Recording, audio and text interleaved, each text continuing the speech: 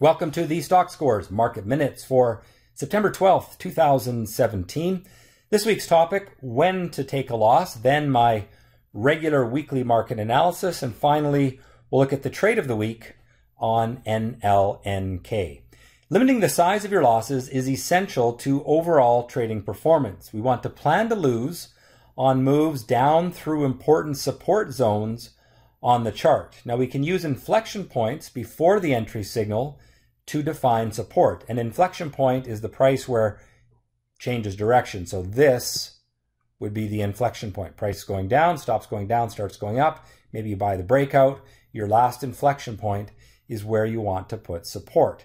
Now you want to give it a little bit of wiggle room. I would never put a hard stop right at that price. Give it a little wiggle room, or on less liquid stocks, even allow for that market to have to close below that support zone, not just go below through the day. We have to recognize that losing on some of our trades is a cost of doing business.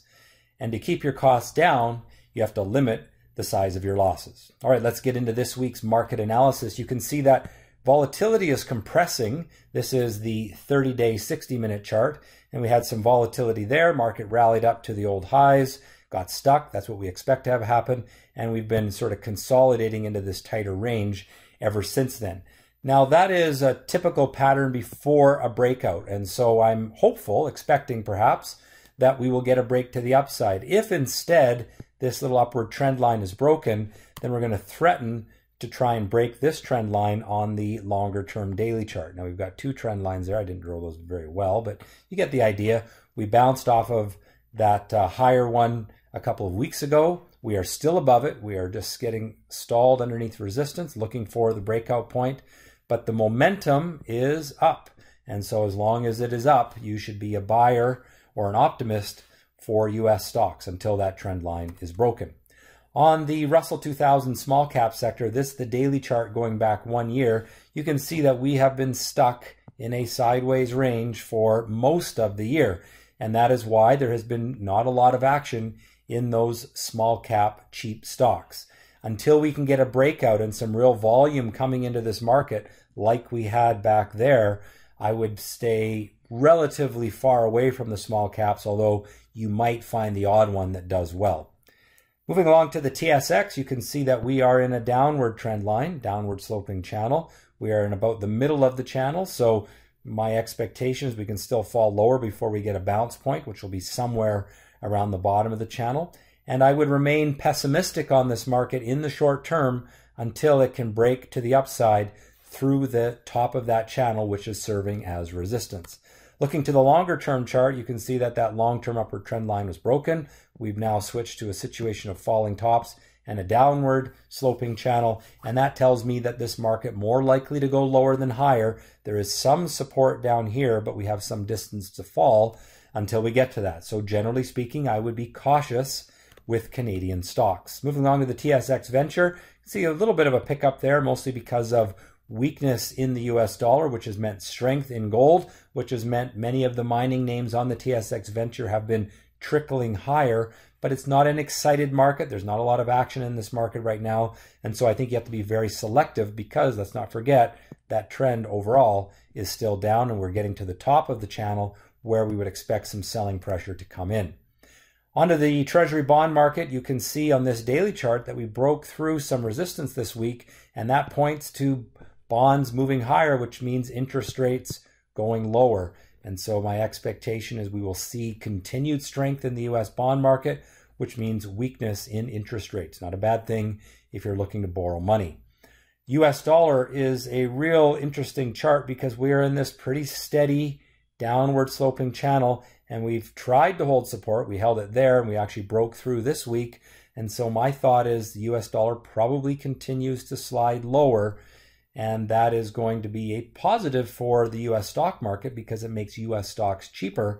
But of course, the rest of the world's markets become more expensive in US dollar terms. It takes more to buy them. And so that's one of the reasons why markets like the Canadian exchange are lagging. On to gold, you can see that we broke out through some resistance there. I think gold continues higher, but not much higher because it's going to run into resistance right up at that 130 level on the GLD. not a considerable amount of upside, perhaps a week's worth of strength will get it there. And so although I am optimistic in the short term, I think there's a cap on that optimism at those highs from last summer.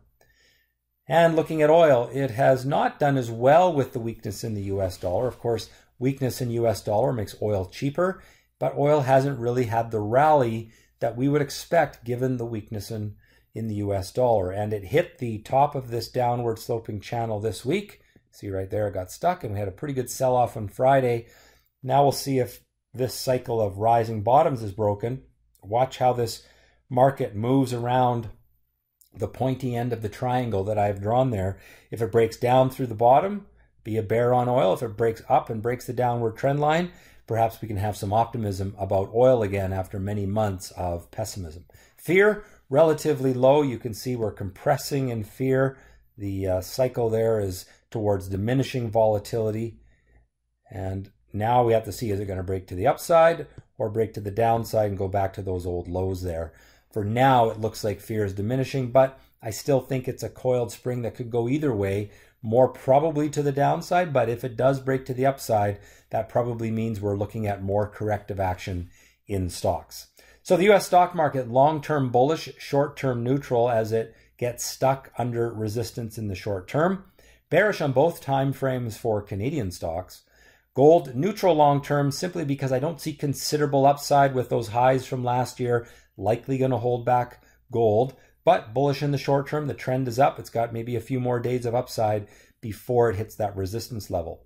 Oil, neutral long term, bearish short term. It's struggling with that downward sloping channel. That could change to at least neutral short term if it could break that downward sloping channel that I showed.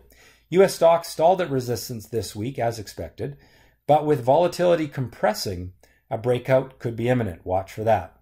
Canadian stocks continue to drift lower as the Canadian dollar rises. Oil has stalled at its downward trend line on the daily. Gold is strong, but coming into strong resistance, and fear is falling yet again.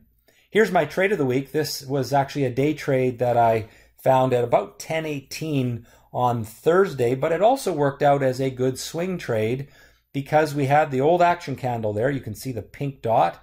That action candle, out of a period of really low volatility, quiet trading, told me and anyone who follows my method that something was going on in that stock that deserved attention. And you can see this stock went for quite a run over just a day and a half, moving from about $10 to almost 20. It hit, I think, 18.5 there at the highs. And that was a very nice return for risk. I think somewhere in the neighborhood of 18 RR, which is a great trade as a swing trade. As a day trade, it was even better. Well, that has been the Stock Scores Market Minutes. Please subscribe to the channel, like the video if you liked it, and if you have a comment, leave it and I'll do my best to answer. Have a great week in the market and trade well.